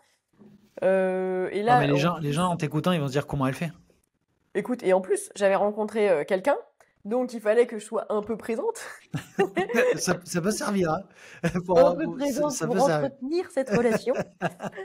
Et honnêtement, avec du recul, je pense que j'avais tellement de détermination et de revanche à prendre que j'étais ultra organisée, ultra déter. Et surtout, j'avais raccourci mes horaires. Enfin, comment te dire? T'avais J'avais adapté tes élargi, horaires. Ouais. voilà, j'avais T'avais élargi adapté ma tes horaires plage de horaire travail. de taf. Eh ouais, ouais. Non, tu t'es Donc, réorganisé. Hein. ouais, tout à fait, parce que les gens, ils se disent, ouais, mais c'est impossible. Bah ouais, mais c'est clair que si de toute façon, dans ta tête, tu t'es formaté à te dire, je ne bosserai qu'entre 9h et 18h. Bah ouais, du coup, ta journée, elle est quand même beaucoup plus courte. Ouais. Alors que moi, je me suis dit, bah ok, c'est pas grave, bah, je vais me lever à 6h et je vais bosser jusqu'à 23h. Et là, bizarrement, tu peux faire rentrer beaucoup plus de choses dans une journée. Donc, ce qui se passait régulièrement, je prenais la voiture à 6h du mat, j'allais sur place, je montais les meubles, en même temps, je faisais mes réunions avec les avocats des autres pays sur mes deals. Donc, j'étais avec mon petit tournevis.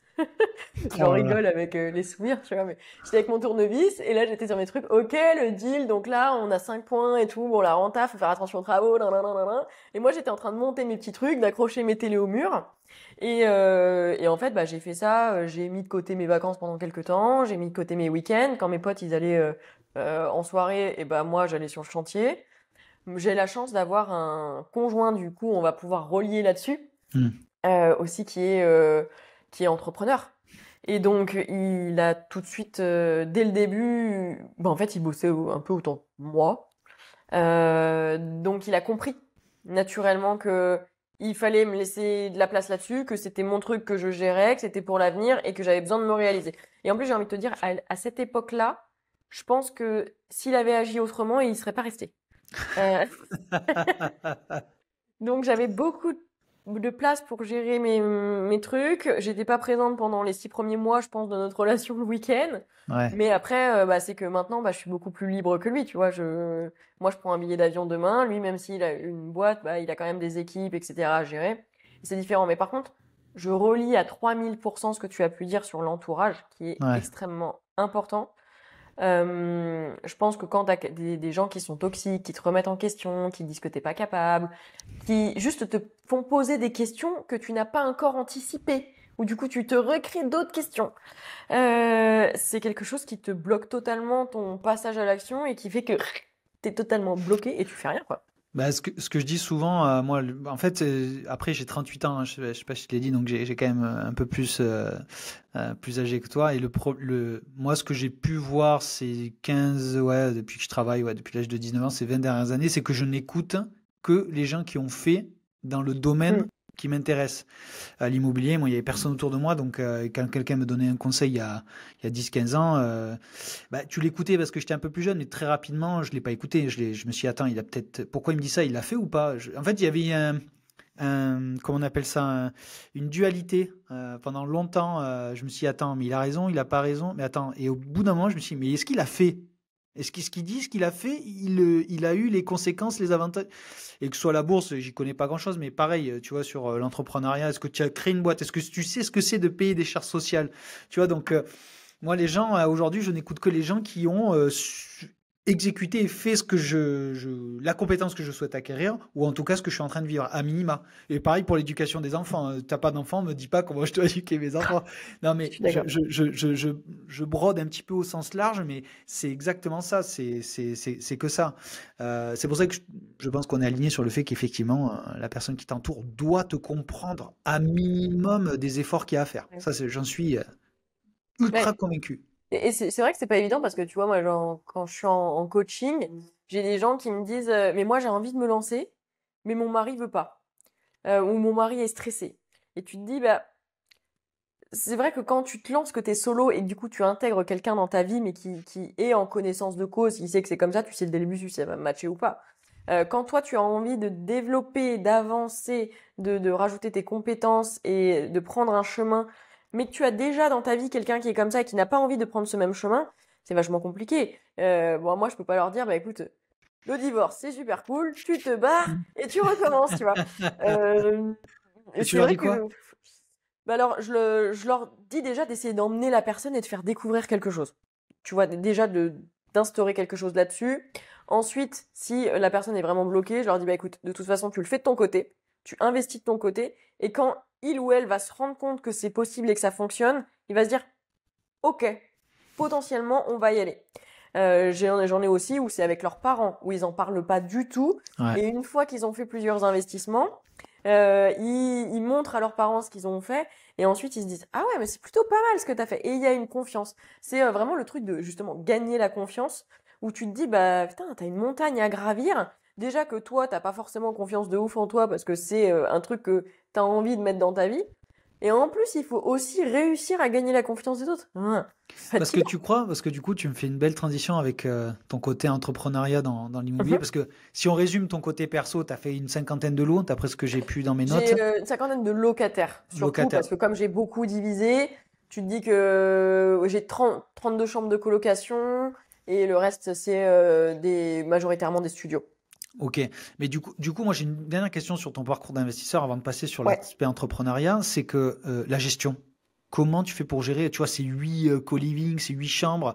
Nous, on en gère beaucoup de chambres donc, en colocation. Donc, je sais ce que c'est. Donc, toi, dis-moi un petit peu ou dis à l'audience comment tu les gères. Est-ce que comment à un moment donné, tu as staffé ton équipe pour pouvoir, j'aime pas le mot scaler, mais les gens comprennent cette Oui, expression, mais en tout cas dupliquer, compliqué. c'est plutôt ça, moi ce que j'aime bien, c'est on duplique dans l'immobilier ta thèse d'investissement qui a été Mhm. le co-living et les studios. Alors, c'est vrai que déjà, moi, du coup, pour atteindre une masse et un volume en l'occurrence, à peu près 220 000 euros de loyer annuel, j'ai voulu le faire en masse. Parce que je trouve que si tu fais pas de la masse, bah, de toute façon, c'est un peu compliqué à atteindre. Ou alors, il faut des biens que tu loues très très cher et du coup, dans des zones plus patrimoniales que tu vas payer plus cher. Donc, tu auras un taux d'endettement que tu vas atteindre plus vite. Bref. Ça va être plus Mhm. compliqué. Donc, je Ouais. l'ai joué en masse.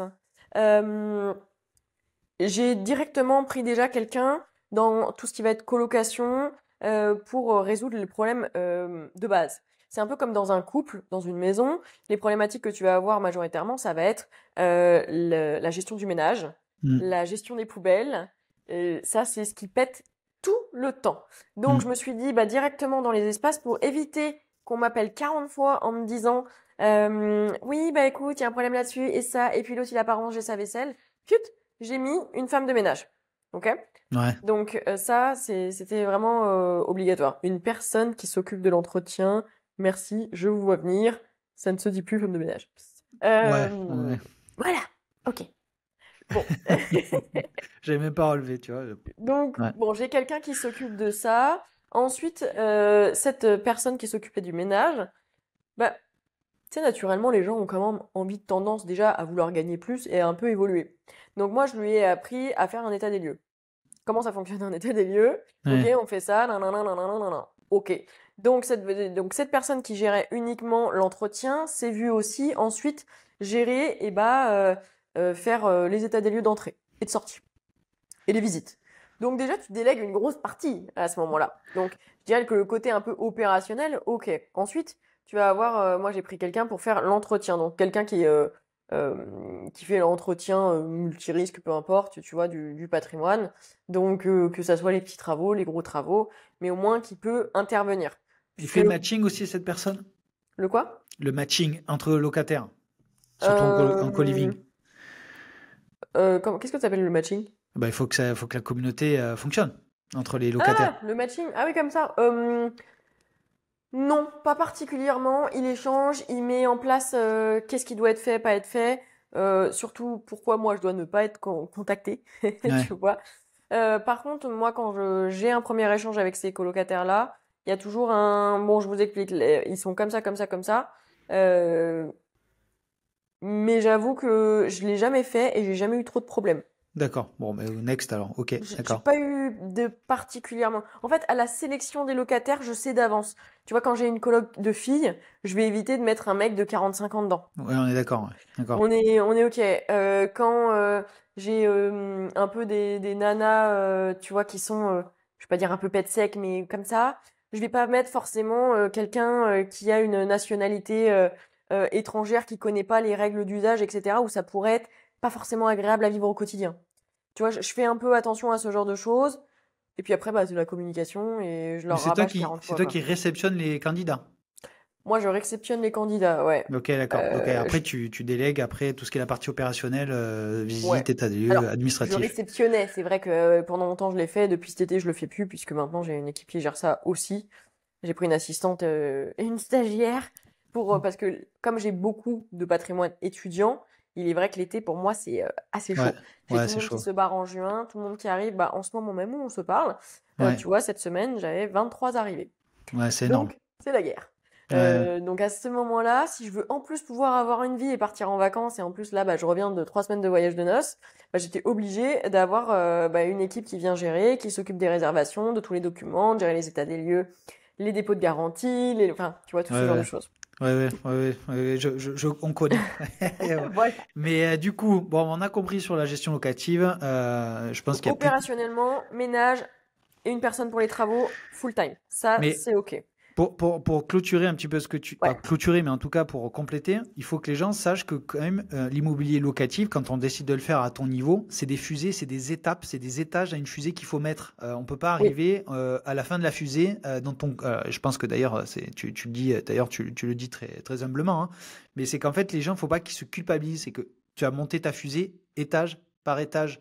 À chaque bien problématique, sûr. tu t'es dit, hop, je monte d'un step. Donc, si les gens veulent faire comme Emeline, c'est possible, mais il faut pas se culpabiliser de monter étage par étage. Et s'il faut s'arrêter au premier étage, c'est OK aussi, quoi. Je veux dire, il y a pas de règles dans l'immobilier. En tout cas, moi, je pense qu'il n'y a pas de règles. Bien Voilà. sûr. Faut te dire aussi, c'est que moi, quand j'ai commencé à investir, j'avais pas du tout prévu de quitter mon job, hein.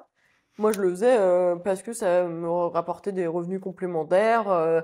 Et encore, tu vois, c'était dans une SCI, donc en plus pas factuellement dans ma poche. C'est juste que Ouais, je suis un produit de fonds d'investissement. J'ai été habituée comme ça. Et on m'a dit, du coup, c'est création de société, nanana, donc je fais mon truc. Je le faisais juste parce que je savais dans ma tête et au plus profond de moi qu'il fallait que je construise quelque chose. C'est tout.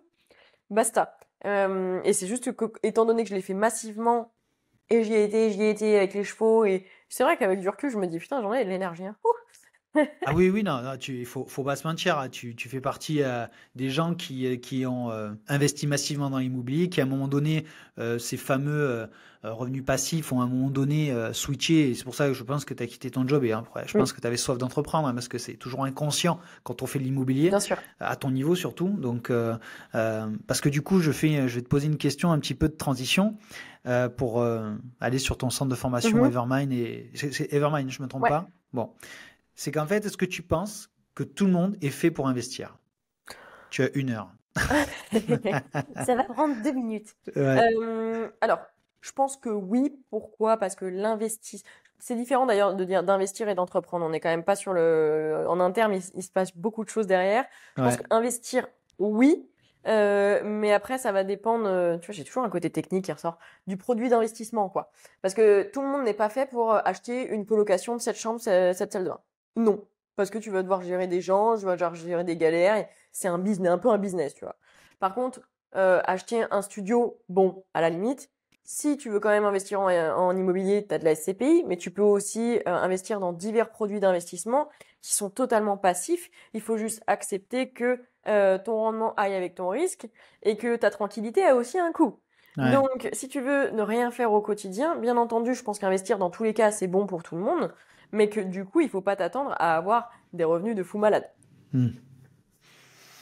Ouais, après moi maintenant parce que nous on fait de l'investissement locatif quand même sur une partie de nos activités et je pense qu'il y a des gens qui pensent que je pense qu'il y a certains profils qui sont pas faits pour investir. Ouais, gros profil de stressé complet, peut-être. Il y en a, et bon, je regrette pas du tout de les avoir fait investir parce que je pense que dans les années futures, en tout cas, si tant est que ce sera payant. Je veux dire, l'immobilier, c'est du moyen long terme, donc je pense que c'est payant. Si tu veux faire du court terme et gagner de l'argent, tu fais marchand, et puis ça va très bien aussi. Mais c'est c'est d'autres problématiques et une autre envergure, on va dire, de l'immobilier. Mais du coup, ok, sur cette question-là, mais du coup, tu t'es dit, ok, j'ai investi, j'ai fait X locataires, X.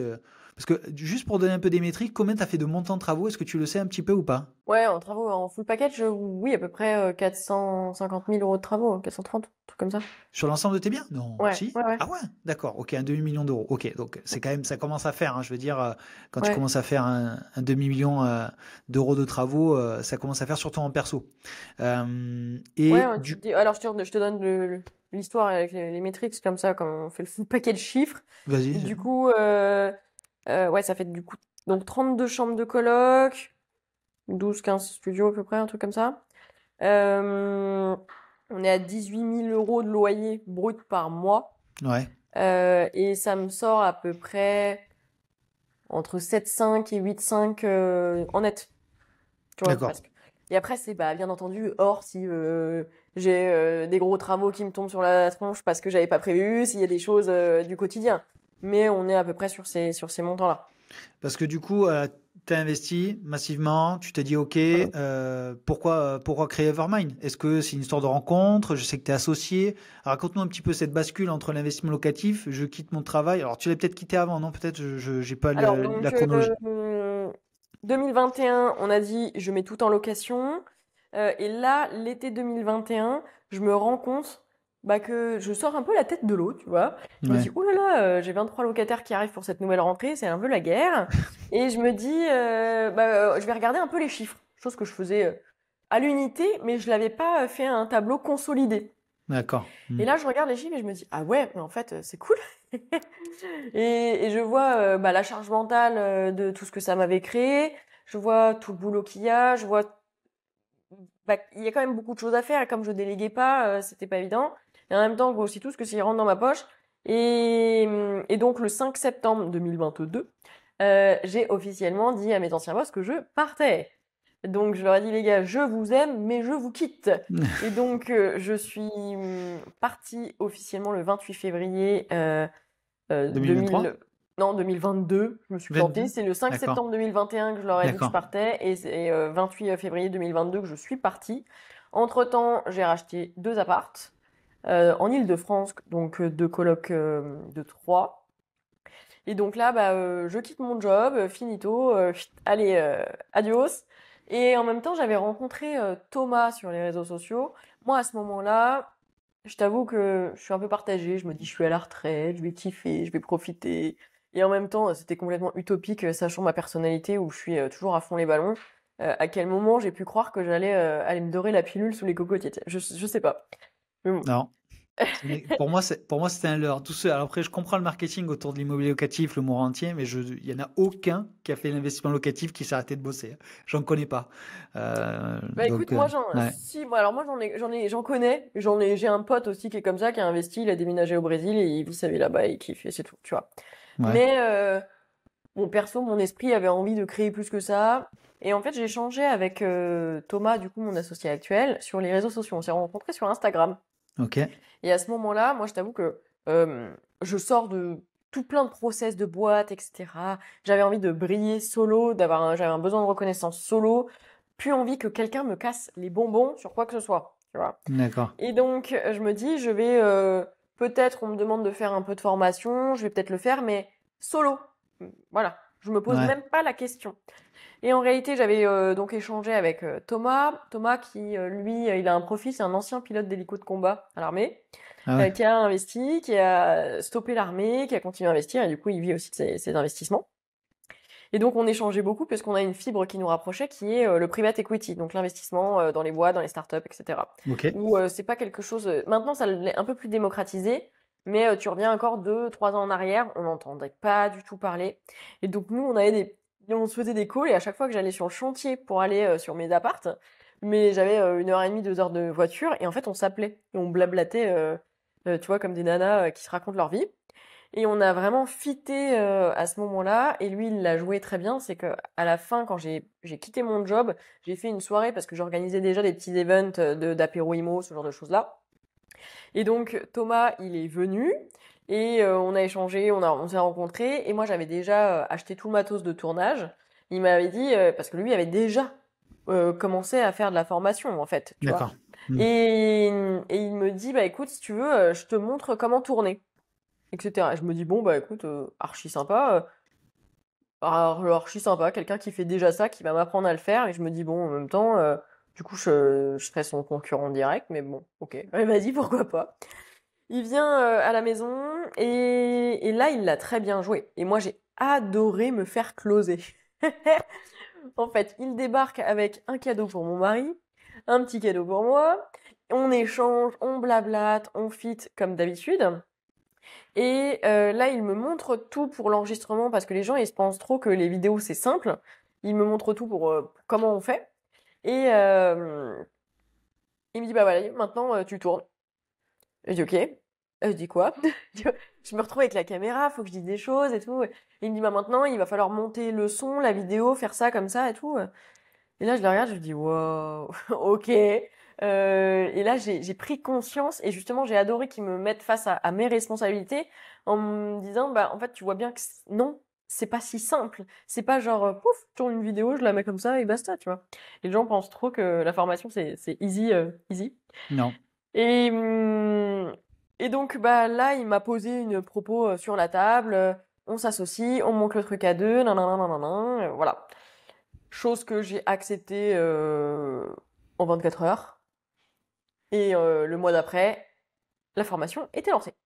D'accord. Ok. Donc vous avez tout tourné avant et ensuite après vous avez lancé un petit peu la Voilà. commercialisation. Je sais pas comment on dit, Ouais, c'est mais ça. Ça s'est fait le 8 mai 2022, où du coup, j'avais tourné l'intégralité du contenu en 2 semaines. d'accord. Je ressemblais à un lapin crétin à la fin, j'en pouvais plus. C'est la première fois que je faisais ça. Et puis, bah, on s'est dit que on se répartissait, où moi j'étais beaucoup plus marketing, communication, etc. Et lui, il serait beaucoup plus sur le bac, sur l'administratif, la compta, les équipes, le commercial. C'est un excellent commercial, tu vois. Donc, on s'est réparti les choses comme ça. Et en fait, bah, tu sais, lancement. Tu te dis lancement, c'est toujours le moment fatidique, hein. Donc, Ouais. tu fais ton pitch, etc. Et moi, les gens, ils me suivaient depuis quelques temps. Ils attendaient en même temps que je la sorte, cette formation. D'accord. Ok. Et en 2, 3 jours, on en a vendu 80. D'accord. Oui. Et là, je me suis dit, ah ouais, en fait, il y a un vrai besoin, il y a de la demande. Moi, j'avais pas envie de m'arrêter à ce moment-là, de juste de kiffer sous les cocotiers. Enfin, c'est pas mon délire. J'avais envie de créer. Le business, j'ai toujours été totalement fan. Et bah, je suis fille de commerçant, hein, donc j'ai envie de te dire, ça vient pas non plus de nulle part. Et, et je me dis, en plus, je peux délivrer un message qui est cool, je peux aider les gens. Bref, je peux faire quelque chose qui me plaît et en plus qui ramène du cash. Donc, l'équilibre entre les deux était génial. Et donc, bah, on a continué comme ça, on a évolué, on a grandi. Étant donné que moi, je venais du coup de fonds d'investissement et que j'ai toujours eu une mentalité très business et que j'ai été formatée pour ça, j'ai tout de suite dit, on délègue, tu vois. Ouais. Donc, il a fallu recruter. Donc là, bah, je me suis testée aussi au recrutement de mes propres équipes. J'ai fait des erreurs. J'ai recruté, on a démarré du coup septembre à 10 personnes. D'accord. Et puis après, bah, j'ai appris à virer des gens, Ouais. malheureusement. à rembaucher, à plus cibler, à découvrir certaines galères, les congés payés, les problématiques de salariés. Et puis en plus, moi, c'était une boîte 100% à distance. Ouais. Donc, tu vois, il me fallait des profils un peu particuliers. Donc ça a été une nouvelle aventure entrepreneuriale, quoi. Qui n'est pas du tout pareil que l'investissement locatif, ça c'est Pas évident. du tout. Ouais. Parce que du coup, c'est quoi un petit peu votre différence avec d'autres peut-être formateurs ou en tout cas, quelle est un petit peu la différenciation sur lequel vous axez plus que d'autres? Est-ce qu'il y en a une déjà? Parce que bon, après, tu as une certaine personnalité, les gens t'achètent, j'imagine aussi Ouais. celle de Thomas. Mais est-ce qu'il y a quelque chose qui fait votre différence au-delà de la personnalité? Alors, bon, le côté personnalité, oui. Le côté, je dirais, mon background, clairement, mon côté scolaire, mes études et mon ancien job, Ouais. c'est quelque chose qui nous différencie énormément parce que non, enfin, moi, j'étais pas coiffeuse avant, quoi. Ça a toujours été ma vie, toute ma vie est de l'IMO, toute ma vie, c'est du fonds d'invest. Ouais. Donc, je sais totalement l'impact. Et puis, j'ai aussi les agréments AMF, CIF, IAS et OBSP, tu vois. Donc, j'ai tout D'accord, t'as passé passé tout ça. dedans. Ouais. D'accord. Et puis, en plus, j'ai été contrôlée tous les mois par l'AMF. Donc, je sais très bien comment ça fonctionne et l'impact ça peut avoir de toucher à aux finances des gens. C'est que t'en as plein, ils ont acheté un appart. Ouais. Ils se disent, tiens, allez, c'est parti, je vais apprendre aux autres à le faire. Mais ils se rendent pas compte qu'ils vont emmener des gens qui n'ont pas de connaissances sur de l'acquisition sur 200, 300, 400 000 euros, 1 million d'euros. Ouais. Et qu'en fait, tu peux vraiment mettre des gens en faillite. Donc, ça, c'est assez violent. Euh, donc, au-delà de ça, nous, on fait beaucoup de coaching. C'est que les gens, moi, qui intègrent nos programmes, Ouais. ils vont échanger avec moi en direct. Ok. Donc, on va bosser ensemble dessus. On va avoir des formules où c'est 1 heure, 7 heures ou 15 heures de coaching. Donc, Ok. j'ai envie de te dire, quand t'as 15 heures de coaching, si tu passes pas à l'action, je vais te chercher chez toi, quoi. Donc, Mais t'as un c'est truc quand même garanti ou important. pas? Hein? T'as un truc garanti, genre si je sais pas, moi, au bout des 15 heures de coaching avec toi, Non. non. Bien sûr que non, je mettrai jamais de garantie parce que pour le coup d'ailleurs, si je mettais une garantie dedans, j'ai pas le droit de faire de la garantie de gain. Ça serait lié à du conseil en investissement, donc lié à une étiquette de CIF. Faut dire que moi j'ai passé les habilitations CIF, mais ensuite il faut déposer les habilitations par rapport à une boîte. C'est Donc, ce que un peu comme ça l'ORIAS, veut tu vois. dire, c'est que tu peux pas dire, que je comprenne bien, tu peux pas dire garantie, c'est-à-dire passes ma formation, tu es garanti d'investir et d'avoir des J'ai pas le gains. droit de faire de promesses de gain et ceux qui le font sont en totale illégalité. C'est Non, mais interdit. ta promesse de gain et promesse d'investir, c'est-à-dire d'acquérir quelque chose. Là, t'as pas de promesse de gain. Bien sûr, mais c'est compliqué quand même, hein. Tu sais, ça Bah oui, c'est oui, jouer avec ouais. les mots et avec l'AMF, moi je joue pas, hein. D'accord, Donc, ok. Ah, je savais pas. je Ok. fais ultra attention à ce genre de choses-là. Et puis, tu as aussi les gens où, tu sais, en réalité, tu peux te former sur 40 milliards de projets, ou alors tu peux me prendre 40 milliards, même formation en IMO, si à un moment, t'as une blessure profonde en toi qui fait que tu voudras pas passer à l'action, moi je peux pas signer à ta place chez le notaire. Ah, Donc, ça, il c'est y a sûr. aussi quand même un travail que les gens doivent mettre en place et on le fait aussi avec eux, hein. On fait beaucoup de développement de perso personnel, etc. Mais je peux pas signer à la place des gens. Tu penses Par pas que contre, c'est le socle quand même, ouais, ça? de quoi? Parce qu'en fait, moi, c'est pas que je suis dev perso, mais je trouve qu'à un moment donné, il faut se sortir un peu les doigts du cul, quoi. Je veux dire, un C'est peu fou. vulgaire. Mais quand j'ai dit ça, c'est vraiment très résumé. Mais par contre, je pense qu'il y en a quand, tu vois, j'ai des amis hein, qui voient un peu le parcours qu'on a fait avec nos boîtes et tout. Et ils disent, ouais, mais il y en a certains qui m'ont dit, ouais, mais pour toi, c'est facile. Non, c'est pas facile. Détends-toi. Assis-toi, c'est rien n'est facile. Et il y en a qui vont dire, ah ouais, mais Mickaël, mais moi, j'aimerais faire comme toi. Alors, toi, j'imagine que tu dois l'avoir aussi 100 fois. Mhm. Mais ce genre de profil, est-ce que tu arrives à les accompagner du moment donné où son socle un peu de dev perso dépassé, c'est-à-dire que tu dis ok on peut l'atteindre, tu vois un peu ou pas ce que je veux dire, peut-être c'est un peu brouillon. Alors, dans la formation, j'ai du module de dev perso. D'accord, ouais Donc, ok l'idée, c'est moi, c'est inclus. Ouais. qu'ils font la formation et ensuite, on travaille ensemble en coaching. Parce D'accord, que ok. le truc, c'est que si on fait les coachings avant qu'ils aient fait la formation, je vais rabâcher les mêmes choses. Et du coup, ils vont potentiellement perdre des heures là où on serait plutôt dans l'opérationnel sur du travail, sur une annonce, sur du règlement de copro, sur les charges, sur Ouais, vraiment de l'opérationnel. Alors que tout ça, ils vont aussi le trouver dedans. d'accord, ouais ok. Voilà. Mm. Mais sinon, on en a quand même plein qui passent à l'action. C'est génial, il y a des belles réussites. Tu sais, moi, parfois, je me retrouve, je fais quand même des events, des apéros IMO, etc. avec des gens qui déjà traversent la France, donc ça fait ultra plaisir. J'en ai qui viennent Ouais. d'autres pays aussi. Et j'ai eu la dernière fois, j'ai des petits jeunes qui sont arrivés, ils étaient en train de pleurer, en train de me dire, mais Ouais, tu te rends pas compte, t'as changé l'intégralité de ma vie. ouais, Et ouais, ça, cette reconnaissance, justement, je viens combler ce besoin d'utilité, c'est génial. Et c'est même, tu vois, c'est au-delà de faire du cash. C'est que bien sûr, tu fais du cash parce que bon, enfin, tout ce que je fais, c'est pas gratos, c'est ce qui sort de ma tête, c'est pas gratos, et mon temps non plus. Mais à pouvoir impacter positivement la vie, transformer la vie des gens, et bah, je pense que ça a pas de prix, tu vois. Ça, non, c'est mais je suis d'accord avec toi. Après, je suis pas dans ce milieu-là, donc c'est vrai que on fait un peu de coaching, mais nous, c'est vraiment très, très, très, très, très marginal sur notre activité. C'est même, vraiment, c'est insignifiant. Mais on le voit même. Il y a des gens qui, tu vois, il y a des gens, nous, ce qu'on voit, qui sont faits pour le coaching. Il y a des gens qui sont faits pour l'investissement locatif. Il y a des gens qui sont faits pour faire leurs travaux eux-mêmes. Et il y a effectivement des profils un peu pour tous les spectres de ce qui se fait dans l'immobilier.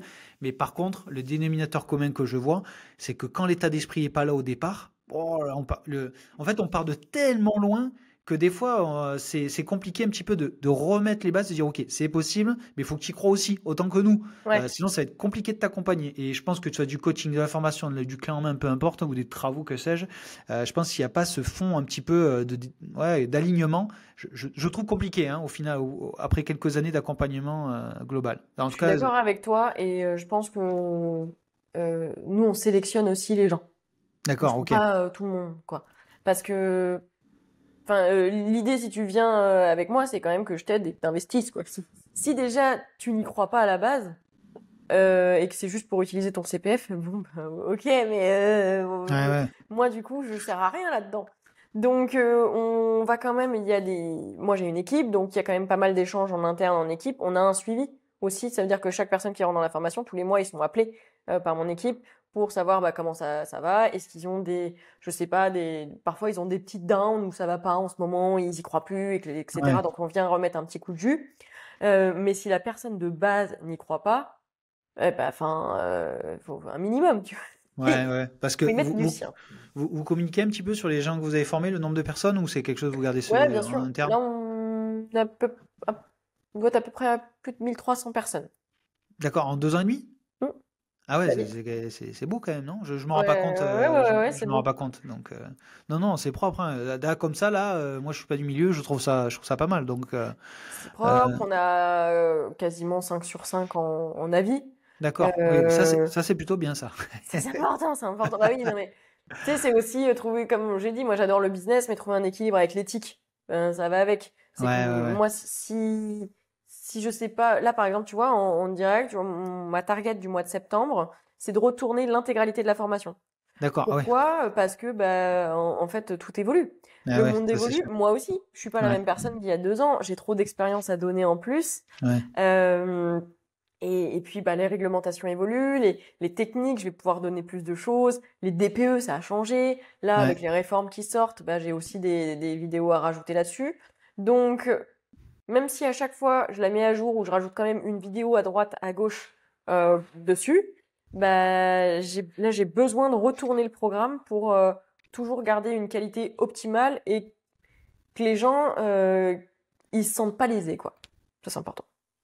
Non, non, non, je suis d'accord avec toi. Je suis d'accord avec toi. Je partage. Après, je maîtrise pas trop ce domaine. Ok, bah écoute, après, qu'est-ce qu'on peut dire de plus un petit peu sur toi, Emeline, sur ton parcours pro, perso? Est-ce qu'il y a des choses sur lesquelles j'ai un peu oublié d'échanger? Est-ce on a fait quand même un gros tour. On a fait un Euh, gros tour. On a fait euh, un gros tour. Écoute, je pense que ce qui est important et ce qu'on peut relever du coup de tout ce que j'ai fait, et ça revient à ce qu'on s'est dit au tout début, c'est que je pense que t'as des phases dans la vie et que il faut pas non plus chercher toujours midi à 14 heures à être complet, à être parfait partout, mais il faut surtout ouais, passer à l'action. Et que tu vois, là, moi, je suis beaucoup passé à l'action pendant X temps en mode bulldozer, c'est parti, chaud patate. Maintenant, j'essaye aussi de me réaliser, moi-même, beaucoup plus sur mon être, sur le côté bien-être quotidien. ouais, Et c'est aussi des phases de la vie, quoi. Il faut l'accepter, faut pas toujours chercher le détail du pourquoi j'ai fait ça et comment, etc. Parce qu'on peut toujours chercher, on peut toujours se chercher des problèmes et il y en aura toujours. Mais le passage à l'action, de toute façon, je pense que les gens se posent aussi beaucoup trop de questions. la peur des impayés, la peur des travaux, la peur de manquer de connaissances. En réalité, et si aussi tu as un entourage toxique, comme on a pu le dire, et qu'on ne trouve pas un petit socle et quelqu'un sur lequel se rattacher, tu vois, moi, quand j'ai quitté mon ex toxique, etc., j'ai changé intégralement de vie. J'ai recréé tous mes potes Ouais, ah ouais, que j'ai carrément. rencontrés à mon premier apéro IMO. Et c'est devenu mes potes, mais c'est mes meilleurs potes. C'était aussi mes témoins, mes garçons d'honneur de mon D'accord. mariage, tu vois. Ah C'est ouais. des gens avec qui je passe toute ma vie. Et en réalité, je pense qu'on est aussi la moyenne des 5 personnes qu'on fréquente le plus. Et donc, je ne vois, si une personne est toxique, où je vois bien qu'elle dégage des trucs que j'ai pas du tout envie de, voilà, Ouais, je next.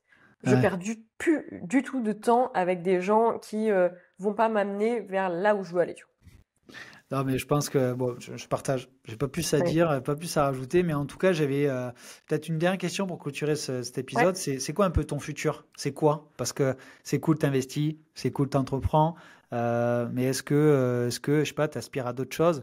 Est-ce que tu veux ouvrir un petit peu la malle au secret du grenier, Bien sûr. justement? C'est joliment dit. Euh, alors, bon, bah là, il faut te dire que je suis en phase d'acquisition, histoire de changer. C'est bizarre, ça. Je suis sur un studio parisien et un appartement à la frontière suisse. Ok, Donc là, je suis en train de regarder pour ça, pour continuer, parce que j'ai besoin de faire des travaux. C'est important. Et sinon, je j'ai ouvert quand même d'autres investissements, notamment sur du private equity, puisque moi, d'accord. ce qui me plaît, c'est le business, c'est aussi pouvoir impacter et d'aider d'autres gens. Donc, de ce que moi, j'ai pu apprendre toutes mes connaissances sur ce que j'ai fait, pouvoir le filer aussi, tu vois, j'ai investi sur une boîte une boîte qui refait toute la restauration d'entreprise, mais sur D'accord. des choses différentes. J'ai investi sur une boîte qui fait des tableaux en finance décentralisée, tu vois, Oh où là, tu achètes des morceaux de tableaux parce que tu peux pas te payer le vrai tableau. Ce genre de d'accord. choses-là. Tu vois, Ok, donc le côté private equity me plaît énormément. Sinon, dans mes objectifs, c'est aussi des objectifs de CA, de chiffre d'affaires. C'est ok. de un, générer du cash pour que je puisse réinvestir sur d'autres choses, autant des produits IMO, du private equity, de l'investissement X, Y, l'art, j'aimerais bien me découvrir dans l'art, tu vois, dans les montres, dans l'or, dans j'en sais rien. En fait, j'ai une quête d'apprentissage qui est encore énorme. Infini, on le Ouais. sent. Et en plus, bien entendu, impacter le plus de personnes et permettre, continuer de tendre la main à tous ces gens-là qui ont envie de changer de vie, qui se sentent pas à leur place aujourd'hui, comme j'ai pu l'être, où on me disait que j'étais un électron libre, et de se dire, bah, c'est pas parce que tu as eu toutes ces étapes-là et que tu es mal dans ta peau et du coup ça va se ressentir dans ton quotidien, que demain ça sera la même chose. Donc voilà, je suis un peu là-dessus. Je pense, comme je te l'ai dit tout à l'heure, potentiellement, je vais travailler sur le lancement d'un podcast. T'as le nom ou pas? Non, c'est Hey, l'idée de. hey. Ah, tu veux C'est, pas le dire. je l'ai, mais il n'a pas été encore totalement voté parce que je vais le faire voter par ma communauté. Ah, Donc ok, il va d'accord. devoir passer. Ouais, ouais, ok. Ça, j'ai été aussi approchée par des maisons d'édition pour écrire un bouquin. Ah, ok. Donc tu vois, puis après à un moment, j'aimerais bien une famille aussi, tu vois. Ah, Donc bah, alors là, par contre, on pourra rediscuter de l'agenda parce que entre ma femme et moi, ouais, ouais, il y a un Google Agenda enfant, mais c'est merveilleux. Par contre, c'est un projet de vie pour le coup qui mon est projet de fabuleux, vie. mais il faut le vouloir et le mettre dans les cases parce que Bah, c'est important parce que tu te dis, en ouais. réalité, si je fais tout ça, si je construis tout, bah, c'est aussi pour le transmettre, tu vois. Si en plus tu te dis, moi j'ai un organisme de formation pour aider et apprendre la masse de choses aux gens, bah, c'est aussi pour transmettre parce que j'adore ça, j'adore apprendre et bah, en fait les enfants c'est de la transmission, c'est tout ce genre de choses. Donc ça viendra naturellement après. Je vais pas dire quand j'aurai le temps parce que j'aurai jamais le temps, donc Ouais. Non, on t'as jamais verra. le temps. On n'a jamais le temps. C'est ça. Non, mais Voilà. en tout cas, on a eu affaire à une personne solaire et ça fait plaisir. Nous, dans le Sud, on aime beaucoup ce genre de personnalité. En plus, bon, je vais pas te trahir, mais tu tournes à côté, presque à 2h30 de chez moi. Bon, pour les vacances, hein, pour le coup, mais Tout à fait. en tout cas, c'est agréable d'avoir des personnes comme ça à l'enregistrement. En tout cas, nous, on aime beaucoup ça chez Kenwing et chez Le Grenier, qui est notre podcast. Mais écoute, où est-ce qu'on peut tout trouver? Alors, je pense voilà, je pense qu'il y a des gens qui te connaîtront, mais c'est quoi Oui. un peu ton réseau, un peu de prédilection, Insta, je crois, de mémoire, ou Tout peut-être à LinkedIn, fait. YouTube, Non, non? Instagram, du coup, Emeline Siron, hein, simple et efficace. Ouais, voilà. Sur LinkedIn également, je communique de plus en plus. C'est pas là où je suis le plus, mais je communique. Ouais. Sur YouTube aussi. Et puis, bah, du coup, je vais reprendre aussi avec la rentrée. Donc, voilà. Mais c'est vraiment principalement Instagram, LinkedIn et un petit peu de YouTube. Bon, parfait. Bah, écoutez, on mettra tout ça en description, bien évidemment. J'espère que l'épisode va plaire, j'en suis convaincu. Merci beaucoup, Emeline, pour ton temps, ta disponibilité et puis ta joie de vivre. On le voit à travers Merci. le podcast, c'est très important. Je vous dis à tous, ciao, ciao, merci. Merci, bye bye. C'est la fin de l'épisode. J'espère que cela vous a plu. Mais on va pas se quitter comme ça. Et il existe 3 moyens pour continuer ensemble. Premièrement, me faire des retours. Je réponds à tout. Deuxièmement, la newsletter. On parle d'actualité sur l'immobilier, les différentes stratégies immobilières, mais on partage aussi nos dernières opportunités ou tout simplement découvrir l'avancée de notre aventure chez Green Living. Ou sinon, la troisième, c'est de pouvoir bosser, travailler avec nous. Et là, on a 2 formats, l'accompagnement et le clan. Donc je vous dis à très vite. Ciao.